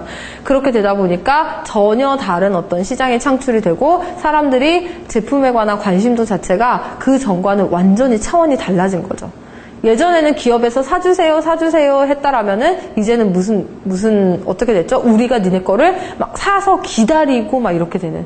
그러니까 스티브 잡스가 아이폰 처음 나왔을 때 여러분 그거 아시죠? 여기 아이폰 3인가 나왔을 때 여기 핸드그립을 손으로 잡으면은 시그널이 줄어들었어요. 그래서 사람들이 그거에 대해서 컴플레인이 되게 많았었거든요. 스티브 잡스가 뭐라고 했냐면 그러면 여기를 잡지 마세요 라고 이야기를 했어요. 보통 사람들이 생각을 했을 때 기업체에서 그런 대답을 내놓으면 그 말도 안 되는 소리죠. 그거를 기술적으로 어떻게 해결을 하겠습니다 라고 어떻게 연구진을 찾아서 인력을 동원을 해서 찾아내고 그랬을 텐데 스티브 잡스는 그러지 않았어요. 그거는 정말 어디에서 나온 자신감인지 정말 잡스니까 할 수 있었던 그런 자신감인데 어쨌든 이렇게 시간이 지나면 지날수록 사람을 대하는 거 역시도 홍보 역시도 마찬가지. 주변인을 정의하고 분류를 함으로써 그에 맞는 대응을 하는 게 홍보를 위한 전략적인 팁이라는 거를 기억을 하시고 자, 세 번째는 이제 지렛대를 만들어서 활용을 하라는 건데 이거는 어떤 거냐면 제가 말씀드리는 지렛대는 이거예요. 비영리 조직에서 나를 홍보를 하려고 할 때 나 스스로 모든 거를 다 하려고 하지 말라는 거예요. 무슨 말이냐? 기업과의 연계를 통해서 나를 알릴 수 있는 훨씬 좋은 수단이 있다는 거를 반드시 기억을 하고 이어서 가라는 거예요. 근데 많은 사람들이 그거를 안 해요. 그냥 우리 기업 안에서, 그러니까 우리 조직 안에서 뭔가를 해결하고 나서 이거를 보여줘야겠다라고만 생각을 하지 전체 어떤 기업들과 함께 일어났었던 그런 시너지에 대해서는 절대 홍보를 하지 않아요. 네. 그러니까 그런 부분에 있어서 내가 할 수 있는 게 아니라 훨씬 더 무거운 거를 들어줄 수 있는 지렛대를 활용하는 게 굉장히 전략적으로 현명한 팁이라는 거를 기억을 하시고 자, 네 번째는 이거죠. 피터 드러커가 얘기했던 이 얘기 다시 한번 나옵니다. 단점이 아닌 강점에 집중하라 라고 이야기를 했는데 이거는 역시 어떤 목적성의 부분에 있어서도 조금 비슷한 말이고 혹은 정말 우리가 이것저것 하는 것이 아니라 우리가 홍보를 할 때에도 우리가 진짜 잘하는 것들이 무엇인지 그 과정을 적극적으로 어필하는 거. 과정뿐만이 아니라 반드시 뭐를 어필해야 된다? 성과. 많은 조직들이 안 되는 게 이거예요. 우리가 이거 했어. 라고 끝내요. 하지만 그거보다 더 관심 있는 거는 사람들은 성과, 그 결과에 대해서 결과적으로 어떤 효과가 일어났는지 그 부분이 사람들이 훨씬 더 관심을 많이 갖고 사람들을 실질적으로 움직이게 만드는 원동력은 결국에는 성과에 따른다는 부분을 기억하시면 됩니다. 자, 그리고 5번째는 기대를 넘어서라는 거예요. 내가 회사에서 잘한다는 거는 어떤 거죠? 내가 얼만큼 해야지 잘하는 거예요? 다른 사람보다? 다른 사람보다 잘하는 거? 내가 얼만큼 해야지 회사에서 잘한다 라고 할까요? 평가받은 것보다 더 잘하거나 아니면 못할 줄 알았는데 해낸 그거죠. 못할 줄 알았는데 해낸 거. 못할 줄 알았다는 거는 기대가 낮았다는 소리예요. 근데 그거보다 잘하는 거. 제 친구 중에 한 명이 이제 그 홍보팀에서 굉장히 오래 있었던 친구가 있는데 진짜 능력자예요. 정말 일을 잘하고 학교 다닐 때도 굉장히 공부를 잘하고 진짜 똑똑한 친구예요. 근데 일을 할 때 막 그렇게 어렵게 하거나 그러지는 않더라고요. 그래서 너 일하는 거 힘들지 않아? 홍보팀에서 있는 게 사실 만만치 않을 텐데 라고 얘기를 했더니 그 친구가 얘기를 하는 게 자기는 사람이 100을 기대를 하면은 자기는 101을 한대요. 근데 그 아이의 역량은 한 200, 300 돼. 근데 101만 한대요. 그리고 나서 이제 정말 그 조금 기대를 살짝 넘어줌으로써 이제 점점 조금씩 올라가는 거죠. 진짜 에너지 분배를 잘하는 거예요. 어떻게 보면 굉장히 얍삽하지만 어떻게 보면 굉장히 현명한 그런 거죠. 근데 어쨌든 우리가 진짜 잘한다 라고 얘기를 하는 건 결국 이거거든요. 기대를 넘어서는 거. 홍보할 때 역시도 마찬가지입니다. 우리가 기본 전략으로 생각을 했을 때 되게 의외성을 지어주는 게 굉장히 많이 필요해요. 네. 사람들이 우리 조직에 있어서 기대하는 게 무엇일까에 대해서 먼저 생각을 하시고 그 기대를 내가 살짝 뛰어넘을 때 그보다 한 발짝 더 그렇게 나갔을 때 정말 사람들이 임팩트 있고 그때부터 우리 조직에 대한 이미지를 형성을 한다는 거를 기억을 하시면 돼요. 그래서 우리가 4번째로는 이제 타겟별 실전 홍보 전략 그리고 사례를 분석을 해보려고 하는데 크게 4가지로 나뉘었어요. 기업과의 연계 그리고 CRM, 커스터머 릴레이션 매니지먼트, 블로그, 그 다음에 불특정 다수 4개로 했을 때 한번 보도록 하겠습니다. 자, 기업에서 이거 한번 보세요. 제가 아까 최우선 관심 요망 사회공헌 분야가 원래는 소외계층 지원이 제일 많았어요. 지금 글씨가 안 보이실 수도 있는데 소외계층이 많고 그 다음에 환경보전, 지역사회개발, 교육학술, 농촌, 문화예술 지원으로 되고 있는데 이게 추세가 어떻게 변해가고 있냐. 문화예술 지원이 쭉 올라가고 얘가 쭉 떨어졌어요. 아까 말씀드렸다시피 시간이 갈수록 그런 추세예요. 그럼에도 불구하고 여전히 기업에서는 어떤 이런 눈에 보이는 성과를 위한 활동들을 여전히 되게 잘 하고 있어요. 근데 사람들이 접근을 할 때 우리가 이 질문을 먼저 생각을 해야 돼요. 자, 어떤 질문이냐? 요거. 첫 번째, 왜 우리 비영리 조직에서 비영리를 생각하고 비영리 조직에서 기업에게 우리와 같이 함께 일을 하자라고 접근을 하려고 하는데 먼저 첫 번째 거기에서 물어보는 거죠. 근데 이거는 우리가 항상 어디 제안을 하거나 기획서를 쓸 때도 역시나 마찬가지예요. 첫 번째, 왜 내가 당신과 함께 일을 해야 되냐에 대해서 가장 먼저 물어보겠죠. 거기에 대해서 내가 쭉쭉쭉 대답을 했어요.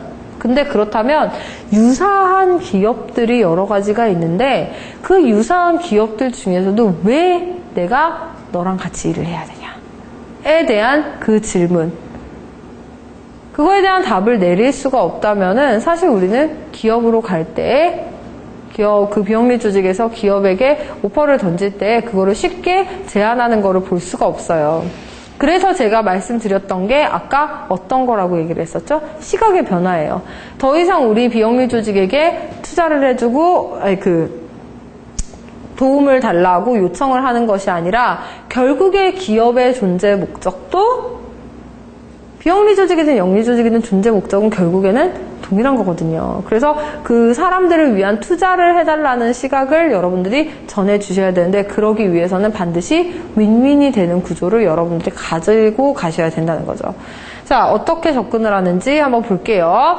어떻게 그들의 마음속에 들어갈 수가 있을까? 자, 기업가의 윈윈을 기획해야 된다고 말씀을 드립니다. 그래서 그 실행 방법은 이거예요. 담당자에게 접근을 할 때 이런 거 되게 개인적인 니즈거든요. 개인적인 니즈예요. 결국에 선택을 하는 거는 한 사람이지 그 기업 전체에서 선택을 하는 거는 아닌 거 아시죠? 모든 일처리가 그래요. 내가 뭐 삼성이라는 회사를 상대를 하고는 있지만 사실 나는 삼성을 상대하는 게 아니라 거기에 있는 개인 사람을 담당을 하죠. 그 사람의 니즈에 먼저 다가가는 거죠. 상사들에게 잘 보이고 싶다는 그 사람의 니즈, 그리고 후원을 통해서 기업 이미지를 개선하고 싶다는 그 기업의 필요성, 외적 이미지와 내적 이미지의 균형을 위한다는 기업의 실질적인 문제점, 그거에 대한 솔루션으로 비영리 조직에서 우리랑 같이 일을 하자라고 손을 내미는 그런 솔루션이 되어야지, 절대 우리를 도와주세요 라는 컨셉으로 가면은 이제는 더 이상 안 먹힌다는 거예요. 근데 많은 비영리 조직들이 아직도 여전히 우리에게 도와주세요 라는 느낌으로 가기 때문에 기업은 여전히 갑이고 자기네들은 여전히 을인 거예요. 절대 그 관계로서는 조직이 성장을 할 수가 없다는 거죠. 비영리 조직의 홍보에 있어서는 굉장히 걸림돌이 되는 거거든요. 그래서 그거를 같이 기업과 윈윈할 수 있는 거를 기획을 하시는 게 기업 연계를 통한 홍보의 핵심이라는 걸 기억을 하시고, 두 번째는 이제 CRM을 이용을 하는 건데, CRM이라는 건 뭐냐면 이거예요. 커스터머 릴레이션십 매니지먼트라고 얘기를 해서 고객 관계를 관리하는 거예요. 여기에서 고객 관리라고 얘기를 하면 기업과 고객 간의 관리를 이야기를 하는 거예요. 자, 여러분, 새로운 시장, 우리가 새로운 고객들을 끌어들이는 게 쉬울까요? 아니면 기존에 기존에 있었던 고객들이 재구매를 하도록 만드는 게 더 쉬울까요?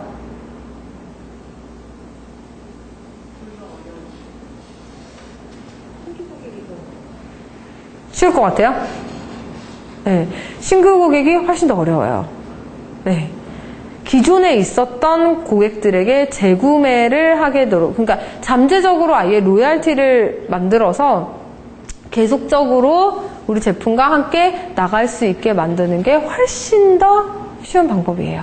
근데 비영리 조직에서 역시 마찬가지예요. 새로운 사람들을 구하는 게 아니라, 여러분 마케팅 중에 가장 좋은 마케팅이 뭔지 아시죠? 이거 입소문 마케팅이에요. 입소문 마케팅은 누가 정말 억만금을 준다 해도 사실 할 수 없는 마케팅 중에 하나예요. 그거는 정말 고객이 느끼는 진심이 담겨진 그 진정성이 느껴지지 않으면은 절대 안 되거든요. 그래서 요새 왜 블로그에서도 보면은 막 그 사람들이 이제 더 이상 파워블로거의 블로그에는 별로 연연을 하지를 않는데요.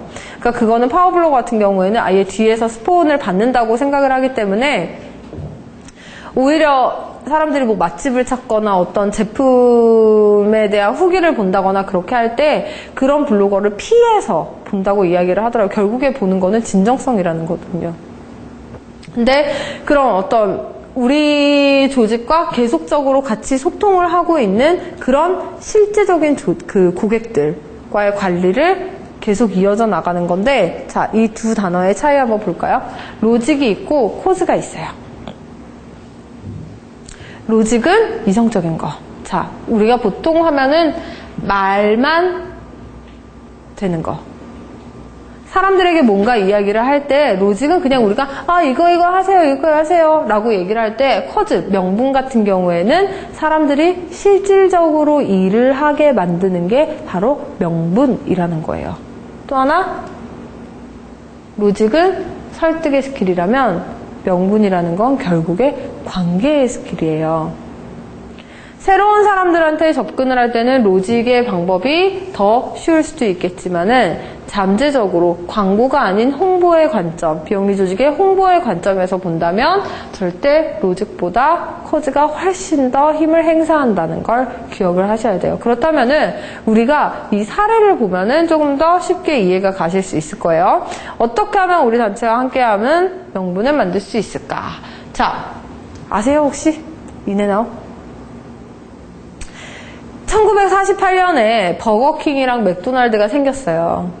그래서 그때 이후로는 얘네들 지금 우리나라는 그렇게 활성화되지 않았는데 미국에서는 실제로 패스트푸드가 제일 많이 사용했는 게 드라이브 스루죠. 이렇게 이렇게 차 지나다니면서 하는 거. 그런 패스트푸드점이 굉장히 많거든요. 그리고 그거를 컨셉으로 실제로 만들어졌는데 버거킹이랑 맥도날드가 만들어지면서 사람들이 어떻게 생각을 했냐면 이제는 모든 패스트푸드 시장이 다 무너졌다라고 생각을 했어요. 그리고 실제로 되게 많이 무너졌어요. 한국에서 역시 마찬가지예요. 여러분 혹시 아메리카나 생각나세요? 휴게소에서 볼 수 있었던 아메리카나. 기억 잘 안 나시죠? 있었어요. 네? 이름 되게 익숙하죠? 네, 있었어요. 진짜 휴게소에서 있었어요. 근데 지금은 우리가 한국에서도 패스트푸드점 보면은 손에 꼽히는 게 있죠. 버거킹, 맥도날드, KFC, 파파이스도 되게 많이 줄었어요. 원래 되게 많았었는데. 그쵸? 네. 그러니까 되게 많았는데도 불구하고 막 점점점 줄어가는 게 있으면 그냥 급성장하는 것들이 있어요. 근데 미국 역시 마찬가지. 그 시장을 누가 잡았냐면 버거킹이랑 맥도날드가 잡았어요. 그 거대 기업들 사이에서 그 전에 만들어졌는데도 불구하고 꾸준히 지금까지 살아남는 기업이 인앤아웃이에요. 얘네도 햄버거 만드는 데거든요. 근데 얘네는 절대 미국 전역에 있지 않아요. 어디에만 있냐면 미국 서부에만 있어요. 그래서 미국 서부 여행을 가면은 반드시 사람들이 먹어줘야 하는 코스 중에 하나가 인앤아웃 버거예요. 근데 정말 특징이 뭐냐면 인앤아웃 버거에는 실질적으로는 메뉴가 딱 3가지밖에 없어요. 치즈버거랑 그냥 일반 햄버거랑 뭐랑 이렇게 딱 3가지밖에 없대요. 근데 뭐가 있냐면 얘네들이 컨셉을 뭐로 잡았냐면은 우리는 이 3가지 버거를 원래 걸로 하고 사람들이 요구하는 그대로 햄버거를 만들어줘야겠다라고 컨셉을 잡은 거예요. 얘네 그 창립자들이. 그래서 얘네들이 햄버거를 사람들이 시킬 때 이제 요구를 하죠. 패티는 몇 장 넣어주고, 토마토 넣어주고, 뭐 넣어주고, 그렇게 해주세요. 라고 요구를 했는데, 그래서 그냥 그대로 만들어줬어요. 근데 문제는 거기에서 시작이 된 거예요. 사람들이 내가 이렇게 만들어서 먹어봤더니 그게 너무 맛있는 거야. 그거를 자기네들끼리 입소문을 내기 시작을 했어요. 그래서 거기에다 무슨 이름을 붙였냐면 비밀버거라는 거를 만들었어요. 그거는 인앤아웃 버거를 얘네를 알지 못하는 그냥 외부에서 인앤아웃 유명하대 그렇게 해서 먹으러 온 사람들은 절대 알 수 없는 버거. 즉 무슨 말이냐? 자기네들이 여기에 인앤아웃이라는 그 기업의 판에 자기네들이 뛰어든 거예요. 팬을 형성한 거예요. 내가 그 기업에서 활동을 하고 있다고. 돈을 받는 것도 아니고 아무것도 아닌데 자기네들끼리 신이 나가지고 그 판에서 계속 놀게 되는 거죠. 그래서 자기네들끼리 입소문을 내면서 인앤아웃이라는 게 지금까지도 쭉 건재하고 있고 실제로 시카고인가 어디에서 인앤아웃 버거가 처음 오픈을 했을 때 뉴스 헬기가 와가지고 촬영을 하고 갔대요. 차들이 얼마나 5km 바깥까지 서 있었다고 그렇게 얘기를 하더라고요. 처음 오픈을 했을 때. 그러니까 그럴 정도로 사람들의 로열티를 잡는 어떤 하나의 사례를 여러분들한테 말씀을 드리는 거예요. 즉 우리가 가만히 보면은 사람들이 되게 외부에서 사람들을 끌어오려고 하는데 이미 기존에 있었던 고객들을 중심으로도 충분히 홍보가 가능해요. 근데 그게 결국에는 커스터머 릴레이션십 매니지먼트라는 거를 기억을 해야 된다는 거죠. 자, 3번째는 이제 블로그나 SNS를 이용한 홍보를 말씀을 드립니다. 자, 모든 것에 흔적을 남겨야 된다라고 말씀을 드렸어요. 제가 말씀드렸죠? 피할 것은 피하고 알릴 것을 알려야 되는 시대는 지났다. 모든 것의 흔적을 날려야 된다. 그리고 특히 과정만큼 중요한 게 성과이기 때문에 반드시 성과를 알려야 돼요. 이거 역시 사례를 보여드리도록 할게요. 자, 한번 보도록 하겠습니다. 이거는 뭐냐면, 여러분 헌혈하세요? 헌혈? 헌혈, 저는 주기적으로 가서 헌혈을 해요. 헌혈하면은 영화 티켓을 주거든요. 근데 그거랑 상관없이 이렇게 뭐 그냥 할 수 있을 때 하는 게 좋을 것 같아서 헌혈을 되게 자주 하는 편인데, 사실 우리가 헌혈을 하게 되면은 내 피가 어디로 가는지 모르잖아요. 그쵸? 실제로 헌혈하고 나면은 되게 뿌듯해요. 내가 어쨌든 좋은 일을 했으니까. 피 만져보면 피가 되게 따뜻해요. 그거 아시죠?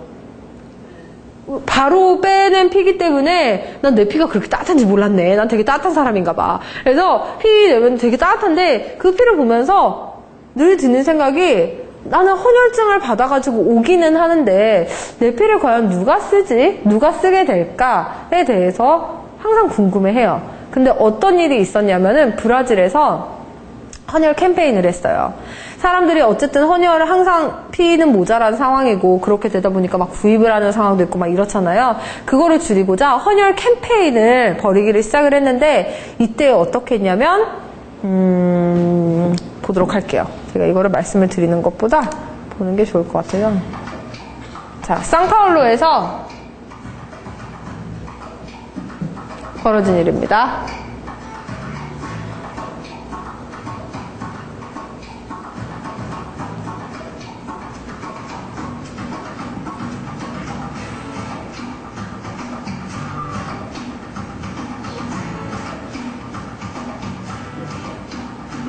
사람들 헌혈하는 거예요, 헌혈.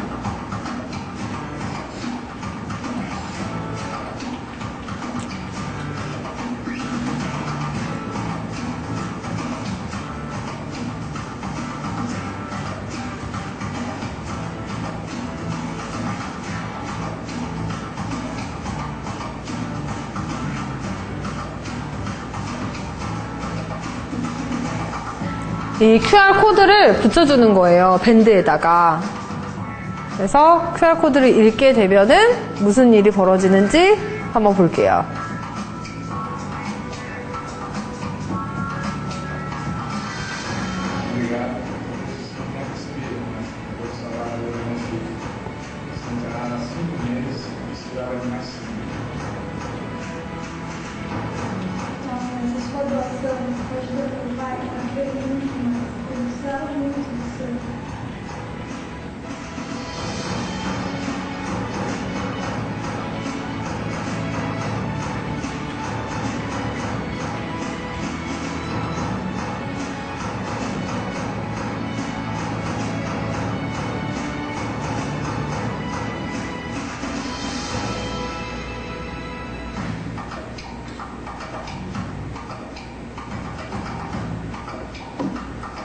아셨어요? 어떤 건지 아시겠어요? 네, QR코드를 붙여줬어요. 여기에다가 피를 뽑고 나서 QR코드를 바로 연결을 하면은 그거를 내가 핸드폰으로 보면서 그 실제로 도네이션을 받은 사람들의 가족들, 뭐 아까 그 남성분 같은 경우에는 당신이 도네이션을 함으로써 내 딸이 살아났다, 혹은 그 뒤에 여성분은 우리 아버지를 살려줘서 고맙다라는 영상이거든요. 그래서 사람들이 아까 제가 말씀드렸다시피 성과를 바로 그 자리에서 확인을 하게 된 거예요. 근데 이걸로 끝난 게 아니라 이거를 페이스북에다가 업로드를 시킬 수 있어요. 그래서 바로 업로드를 하면 또 이제 사실 페이스북이나 SNS를 하는 여러 가지 이유 중에 하나가 살짝의 자랑질이 섞여 있거든요. 내가 이거 했다 이런 것도 사실 섞여 있기 때문에 그거를 함으로써 어떤 일이 벌어졌냐면 실제 23%의 도네이션이 증가하는 효과를 본 게 된 거죠. 단지 이거를 도네이션으로 끝난 게 아니라 그거를 성과를 그 자리에서 바로 눈으로 확인하게끔 연결을 해줌으로써 사람들이 실질적인 모티브를 제공을 해준 거예요. 그리고 그거를 페이스북이라는 SNS를 통해서 또 확산을 시키는 거죠. 그래서 여러 가지 홍보 전략 중에 블로그나 SNS를 이용하는 홍보가 굉장히 효과적이라는 걸 다시 한번 말씀을 드리고, 이거는 어떤 게 있었냐면은 달인 지하철 퀵이라는 게 실제로 있어요. 우리나라에서 어떤 거냐면 60대 이상의 어르신들은 지하철 요금 안 내시잖아요. 지하철 무료로 이용을 하실 수 있잖아요. 그래서 그분들을 위한 하나의 일자리 창출도 할 겸 이것도 할 겸 해가지고 그 무료라는 거를 이용을 해서 지하철을 이용한 퀵 서비스를 하시는 거예요. 그러니까 어른들만 하실 수 있는 거죠. 노인분들만 일자리를 가질 수 있는 거예요. 그래서 이 다리 지하철 퀵을 이용을 해서 사람들이 이용을 하는데 그때 뭐가 있었냐면은 이런 게 있었어요. 이 할아버지가 뭐라고 했냐면 저는 지하철 택배원입니다. 회사에서 좋아요 10,000번이 넘으면 아내랑 제주도 여행 보내준대요. 젊은이 여러분 도와주세요 라고 페이스북에 실제로 글이 올라왔어요. 그렇게 되다 보니까 사람들이 이 할아버지가 제주도를 가는 좋은 일이라잖아요. 그렇게 되다 보니까 막 사람들이 좋아요를 막 눌러준 거예요. 그래서 그걸로 끝난 게 아니라 할아버지가 실제로 성과를 페이스북에다가 또 다시 올렸어요. 그러니까 다른 지하철 퀵은 어떤 효과를 누렸죠? 홍보를 한 거예요. 이 할아버지의 스토리를 이용을 함으로써 젊은이 여러분 감사합니다. 1만 명이면 된다 그랬는데 67만 명의 좋아요를 누른 거예요. 67만 명의 좋아요 응원 덕분에 제주도에 도착했습니다. 2박 3일 동안 즐거운 여행이 되겠습니다. 감사합니다. 이러고 성과를 올렸는데 더 사람들에게 인상적이었던 건 그 뒤에 비하인드 스토리예요. 이거예요. 할아버지가 아내랑 같이 간다고 이야기를 하셨잖아요. 근데 아내분이 이미 되게 오래전에 돌아가신 거예요. 예, 근데 아내랑 같이 여행을 제주도를 가겠다고 그때 약속을 했지만 지키지 못했던 약속을 지금 이제서야 아내의 사진을, 영정 사진을 들고 같이 제주도로 여행을 함으로써 이제 그 실질적으로 그런 어떤 스토리가 뒤늦게 발견이 되면서 2013년 막 훈훈한 뉴스 이런 거 할 때 랭킹에도 오르고 막 이랬었어요. 근데 이런 것처럼 어떤 SNS라는 수단을 통해서 정말 우리가 상상도 하지 못할 정도의 홍보 효과를 충분히 노릴 수 있다는 거죠. 근데 많은 사람들이 이런 거를 상관하지 않고 신문에 넣으면 되겠다. 광고에 내면 되겠다. 잡지에 내면 되겠다. 절대 이제 더 이상은 그것보다 돈 훨씬 들이지 않고서도 엄청난 효과를 누릴 수 있는 홍보 방법이 바로 블로그나 SNS를 이용한 홍보라는 거를 다시 한번 말씀드리기 위해서 제가 이 사례를 골라왔고요. 자, 이제 마지막으로 우리가 불특정 다수를 타겟으로 한 홍보가 있어요. 말 그대로 불특정 다수예요. 아까 같은 경우에는 커스터머가 확실하게 있든지 우리 내부에 있는 커스터머를 이야기를 한다든지 하는데 그냥 그거 상관없이 여러분 그거 있죠. 길거리 가다 보면은 비영리 조직에서 홍보 되게 많이 해요. 여러분들한테 막 사인해달라고 얘기하고 그런 거 해요. 근데 여러분 관심 있으세요? 보세요? 거의 대부분 그냥 지나가요. 네. 그래서 그분들도 어떻게든 잡아내려고 하는데 사실 그게 쉽지가 않아요. 그쵸? 그런 거 어떻게 잡아내느냐? 저는 항상 이야기를 하는 게 결국에는 펀이에요. 펀. 불특정 다수를 잡아내는 방법은 어떤 정말 재미, 즐거움을 추구해야 되는 건데 그 영상을 하나 보여드리도록 할게요.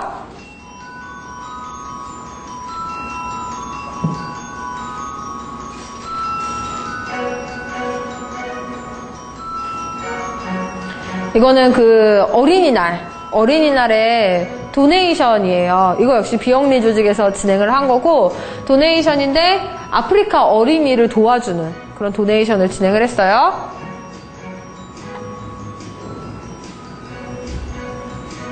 그래서 어떻게 한 거냐면은 사람들이 동전으로 이 그림을 긁을 수 있게 한 거예요. 직접 이렇게 다 긁어서.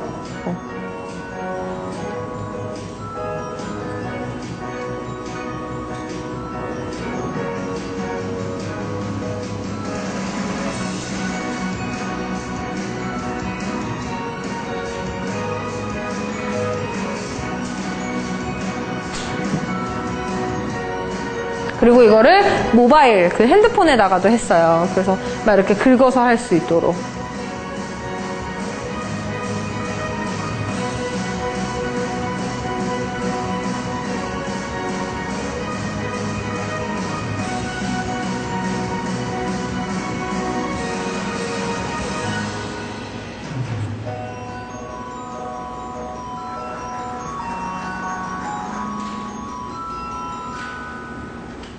네. 아프리칸 엔젤이라는 그 우리나라 같으면은 컴패션 같은 구호 단체예요. 아동 구호 단체인데 여기에서 이제 어떻게 불특정 다수의 사람들을 잡을 수 있을까라고 고민을 하다가 사람들이 직접 직접 참여를 해서 할 수 있는 방법을 이제 홍보 방법을 이렇게 생각을 해낸 거예요. 그래서 우리 판박이 긁어내듯이 2유로면은 우리나라 돈으로 한 2,500원 정도 되죠. 2,000원, 2,500원. 그걸로 이렇게 긁게 만든 거예요. 다 긁으면은 처음에는 아프리카 황량한 땅에 아이가 혼자 이렇게 우울한 표정으로 서 있었는데 다 긁고 났더니 교실이 만들어졌죠. 그래서 교실에서 아이가 웃고 있고 교육을 받을 수 있는 환경. 그러니까 당신이 지금 도네이션하는 2유로로 인해서 아이가 이런 환경 속에서 살 수 있다라는 거를 그 자리에서 바로 확인하고 보여줄 수 있도록. 근데 이거를 사실 여러분 말로 얘기한다고 생각을 해봐요. 여러분들이 기부하시는 2,000원으로 아프리칸 아이가 새로운 교실에서 공부를 할 수 있습니다. 라고 백날 천날 이야기해봤자 사람들 그냥 지나가요. 그러니까 이런 어떤 자발적으로 참여해서 즐거움을 줄 수 있는 하나의 과정 자체. 이게 정말 힘이라는 거죠. 이거는 하나의 사진인데, 뉴질랜드에서 이제 지뢰를 제거하자는 캠페인이에요. 지뢰 제거하기 위해서 기부를 해라 라는 캠페인인데, 어떻게 했냐면 그냥 식당인데, 케찹이에요, 케찹. 케찹을 이렇게 놔뒀어요. 이 케찹이 그냥 케찹이 아니에요. 요런 케찹이에요. 발 모양에 이렇게 있어서 아이가 지뢰를 밟으면은 발목 나가는 거 아시죠? 네. 그래서 그거를 보여줌으로써 아이가 실제로 이렇게 다칠 수 있으니까 그거를 피하기 위해 당신이 해줄 수 있는 게 있다라는 식으로 사람들의 즐거움 플러스 적극적인 참여를 유도한 그런 어떤 하나의 캠페인이라는 거죠. 사람들이 불특정 다수의 사람들을 잡기 위한다면은 정확한 목적을 가지고 사람들에게 즐거움을 주지 않으면은 비영리 조직 홍보라는 거는 말짱 물 건너 가는 거예요. 네. 이게 바로 전략인 거죠. 그냥 우리가 외친다고 그냥 홍보를 하는 게 아니라 정말 전략적으로 진짜 목적을 달성하기 위해서 내가 과연 어떻게 해야 될 것인가 생각을 하는 게 진짜 전략인 거예요. 이거 하나 더 볼게요. 이거 한국에서 있었던 거예요. 한국 광화문역.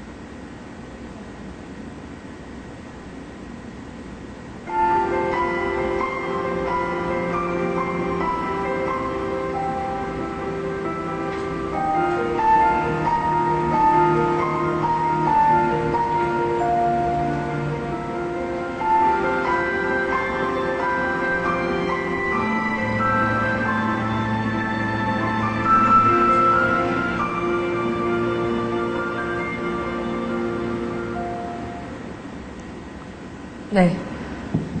광화문역에서 실제로 했었던 거예요. 그래서 밑에다가 이렇게 깔아놓고 양면 테이프를 이용해 사람들이 걸어갔을 때 발자국이 점점 생기도록 이렇게 만들어놨어요. 사람들한테 이거 역시 마찬가지죠. 그냥 길거리에서 곰 사육하는 거 반대한다고 아무리 목소리를 외져봤자 사람들이 그냥 지나가기 일쑤죠. 하지만 이렇게 사람들이 직접적으로 참여할 수 있고 뭔가 흥미를 끌고 관심을 유발하게 하는 이런 펀을 이용을 함으로써 훨씬 더 사람들에게 적극적으로 홍보를 할 수 있는 그러한 어떤 여러 가지 사례들이 있다라는 거를 말씀을 드립니다. 그래서 제가 드리고 싶은 거는 사실 그거예요. 우리가 이게 아까 보셨던 수많은 사례들이 결국에는 하나의 스토리예요. 그쵸? 스토리로 만들 수 있고 주인공을 만들어서 같이 이야기를 할 수 있는 것들인데 저는 단지 비영리 조직의 그런 홍보 활동 자체가 전략 자체가 스토리텔링에서 멈추기를 절대 바라지 않습니다. 실질적으로 돼야 되는 건 뭐냐면 스토리 메이킹이에요. 네. 근데 이 스토리 메이킹을 실시하지 않고 언제나 스토리텔링, 우리는 어떤 거를 스토리텔링을 해야 될까라고만 생각을 하게 된다면 더 이상 발전이라는 건 없어요. 그래서 정말 우리가 비영리 조직의 홍보를 하기 위한 하나의 우리가 전략을 생각을 하고 있다면 전략이라는 것 자체가 여러분 그거죠. 진짜 높은 목적, 목표를 가지고 나서 그거를 반드시 성취를 하기 위한 하나의 말 그대로 전략. 이라는 거를 기억을 하시고 그러기 위해서 우리가 반드시 이루어져야 되는 게 스토리 메이킹, 스토리텔링을 뛰어넘어서 스토리 메이킹이 돼야 된다는 거를 기억을 하시면 되겠습니다. 네, 이렇게 오늘 비영리 조직의 홍보 전략에 대해서 이야기를 해봤고요. 다음 플래너스 클럽은 3월 21일 딱 정확히 한 달 뒤에요. 금요일에 이제 저희 강신정 강사님께서 뷰티 산업 트렌드 2014년 비주얼 컨설턴트의 전망에 대해서 이야기를 하신다고 하니까 혹시 뷰티에 관심이 있으시거나 혹은 트렌드에 관심이 있으시면은 같이 이야기를 나누는 시간, 또 이제 시간이 지날수록 비주얼에 관련돼서 사람들의 관심이 높아지잖아요. 네, 그 부분에 대해서 같이 얘기를 나누는 시간을 갖도록 하겠습니다.